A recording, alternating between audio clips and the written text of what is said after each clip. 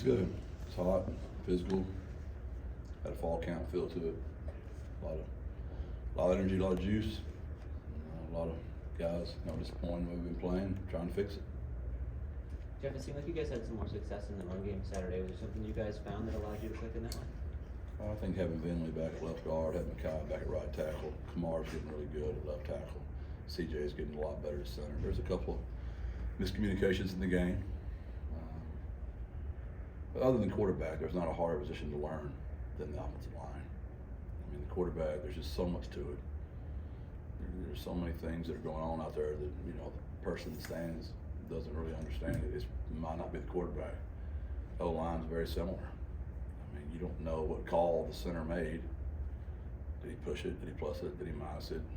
Did he 5-0 it? I mean, what's he doing up front? So there's a lot of communication up there, and we're just getting better with the quarterback communication, the O-line communication, and I know you got to count it all, but if you take away the minuses from we had the snap issue we lost, we had the sacks, which comes from your rushing yards, that makes it look a little bit worse than what it really was. So we did have success around the ball at times against the front that I would say be superior to us. So we're just got to keep chipping away at it.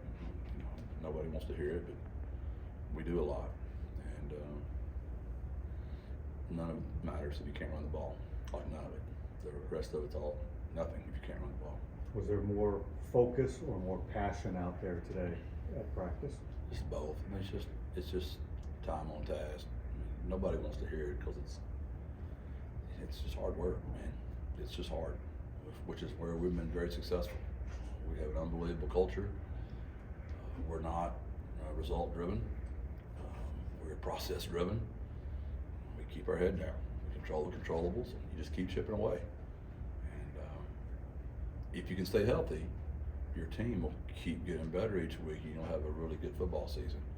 Sometimes in this game, you can't, because it's a physical game, and the only way you get good at it is about going out there and being physical. So we need to get some fortune to continue to practice and play as hard as we're playing right now. And sometimes in this business, Coach, can guys maybe be even more charged with enthusiasm when results aren't going their way? Yeah, it's a fine line. I know it. To the naked eye, it looks like you're not playing hard when things are not going well. So your natural response is just to tell everybody try harder.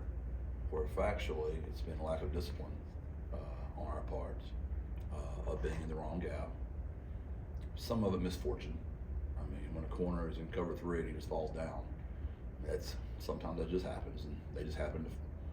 Seems like right now we're in that position when they fall down, we're not happen to be looking that way, and when we fall down, they're looking right at us, and it's been one of those kind of deals. So it doesn't matter. It does matter how hard you try. Don't hear me wrong. You got to always give perfect effort, but you've also got to be disciplined, and you got to do your stuff better. And we're just, you can tell what's happening. Our secondary is young. We're making a lot of mistakes back there. Our O-line's got new people up there. We're making mistakes up there, and both those spots, when you're young, it can make everything else look really bad very fast. Jeff Mackay played some significant snaps this past week. What does he bring to the table, and how have you seen him in his return? Well, you just could tell by the way our tackle's protected. Kamar's gotten really good. Kyle's a really good football player. He's not even in shape. I mean, he did all that with very limited work. When he gets in shape, man, he's gonna be something, man. Just keep him in your prayers and pray he can stay healthy. He's just so happy to be back, but he's disappointed because he can only play 40 snaps because he's out of shape. He's a leader. Him and JT have had the worst luck of any two great players I've ever coached. JT did practice today, and he's getting better. I would say he's trending up, and when that happens, I don't know. I at least know there's hope for JT, like there is for Mackay, and I think Mackay is really good for JT right now because they've been down there together. It's a lonely place to be down in a training room while the rest of the team's practicing, and all you're doing is rehabbing all the time. Jeff, is it harder to get the guys to be process driven when you have a couple weeks like this? How do you instill patience in the group? No, I think that's the only reason we make it through these kind of grinds. And unfortunately, these guys have been with me so long. We've lived this every year, except for one. We've gone through this exact thing where we just got to grind our way out of it. If you're only result oriented, then your 1 and 2 is how you define yourself. And I understand that's how the world defines people. That's how fans define our team. It's not how we define ourselves. The finished product is what's going to be judged in the end here. And we are a work in progress. And with the new style of college football, there's going to be a lot of this. Very few teams are going to be able to be held together and brought back the next year. So we have natural attrition for graduation rate, and then you have what else is going on with college football now as well. You mentioned yesterday that you guys took a step back in the secondary. What particularly stood out that might have been a little alarming? I think Ken not being out there, showed us how important he is to our communication back there. Like giving up the touchdown on 3rd and 19. It's just an MA. The touchdown we gave up, and we're in cover 3, and he slips and falls down, but he should have never bid on the out. Just discipline. It's not that those kids are not really good football players. They're just getting to play a lot for the first time here. So we've got to clean that up. And that wasn't the only plays in the game, but there were just, and that's where people are going to go. They're going to go at us in the back, in my opinion, because we're so veteran up front. And we're getting a good handle on stopping the run again. When Ken is not there to get that stuff communicated, does it kind of spread through the group, or is there somebody who needs to step up and take on that role? Oh, I wouldn't put that on me. We shouldn't have gone into the game with that much. We should have just cut those calls. That's on me for giving them too much, and me misunderstanding how important Ken was to us.